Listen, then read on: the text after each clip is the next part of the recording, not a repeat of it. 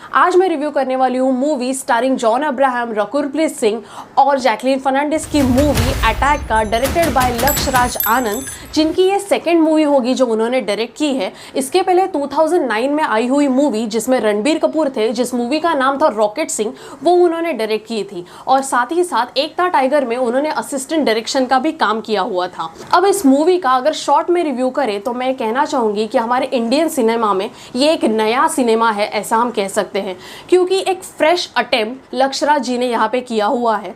और ऐसे मूवीज़ को हमें सपोर्ट करना चाहिए, क्योंकि अगर हम ऐसे मूवीज़ को सपोर्ट करेंगे तो इससे भी ज़्यादा बेटर वर्जन वाले मूवीज़ हम देख सकते हैं। और यहाँ पे हमें तारीफ़ करनी चाहिए जॉन अब्राहम के परफॉर्मेंस की। उन्होंने काफ़ी बढ़िया परफॉर्मेंस इस मूवी में दिखाया है। और साथ ही साथ यहाँ पे तारीफ़ होनी चाहिए डायरेक्टर लक्ष्य राज जी की, क्योंकि उन्होंने ये सब्जेक्ट को चुना और ऐसी मूवी उन्होंने बनाई। अब बात करते हैं मूवी के पॉजिटिव और नेगेटिव पॉइंट्स के बारे में। सबसे पहला पॉइंट पॉजिटिव ये होगा कि जिन्होंने सत्यमेव जयते पार्ट 1 और पार्ट 2 देखी है और वो बुरी मेमोरीज क्रिएट की है, तो उन लोगों के लिए ये खुशी की बात है कि अब वो सारी बुरी मेमोरीज मिट जाएंगी जब आप अटैक मूवी जॉन की देखोगे और उसकी परफॉर्मेंस देखोगे।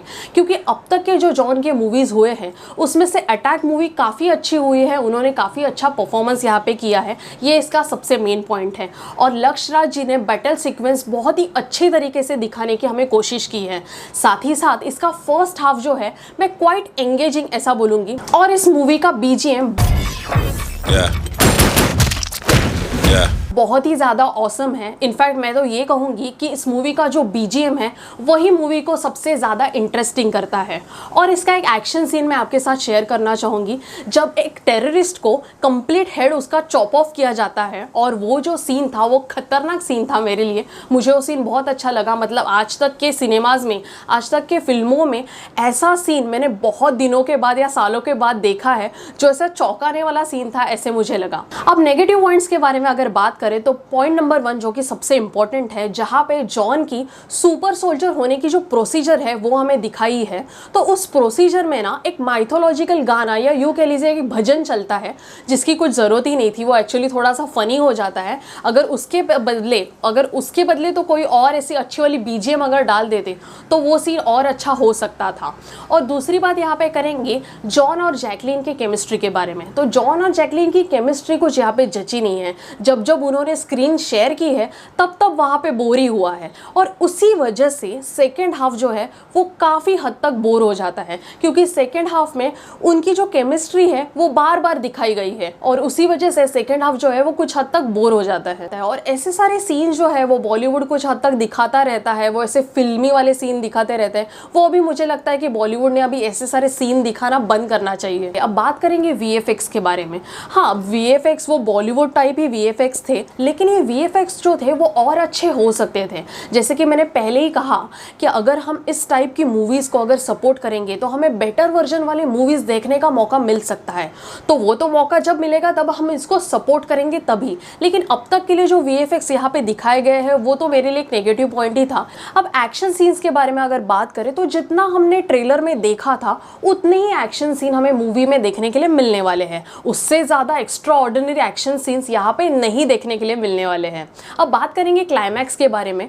तो क्लाइमैक्स के जो लास्ट के 10 मिनट्स या 20 मिनट्स बोल लीजिए वो कुछ हद तक एंगेजिंग थे, लेकिन एक लास्ट का सीन था, यूँ कह लीजिए कि जहाँ पे अभी मूवी ख़त्म ही होने वाला है, वो जो लास्ट एक प्लेन वाला सीन था वो कुछ मुझे जमा नहीं। मतलब वो मुझे एक्चुअली कुछ समझ में ही नहीं आया कि ये क्या हुआ। ऐसा कह सकते हैं कि डायरेक्टर को ये जो सीन था वो ठीक से एग्जीक्यूट करने के लिए आया ही नहीं, ऐसा हम बोल सकते हैं। तो वहाँ पे कुछ बात नहीं बनी।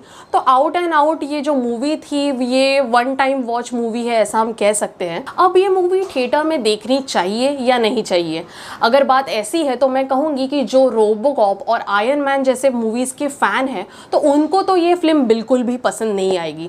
हाँ, लेकिन जैसे अभी मैंने कहा कि इंडियन सिनेमा में कुछ नया हो रहा है, कुछ गेम चेंजिंग मूवीज़ आ रही है, तो जिनको इन मूवीज़ को सपोर्ट करना है, उन्हें कुछ फ्रेश अटेम्प्ट देखना है, तो ये मूवी थिएटर में ज़रूर देखनी चाहिए। या फिर जिन लोगों को ये इस बात से कुछ फ़र्क ही नहीं पड़ रहा है तो वो ये मूवी OTT पे भी एंजॉय कर सकते हैं। और जब मूवी कंप्लीटली फिनिश हो जाती है तब उन्होंने ये भी अनाउंस किया है कि अटैक का पार्ट 2 भी आने वाला है। एक्चुअली उन्होंने ये पहले ही अनाउंस कर दिया था कि अटैक एक फ्रेंचाइजी होने वाली है और उनका एक यूनिवर्स होने वाला है। अब शायद से अटैक पार्ट 1 तो हो गया, पार्ट 2 और पार्ट 3 भी आ सकते हैं और मैं ये आशा करती हूँ कि और अच्छे VFX और बेटर वर्जन में हमें मूवी जो है पार्ट 2 में दिखाई देगी। मेरी तरफ से तो ये मूवी के लिए 5 में से 3 स्टार है।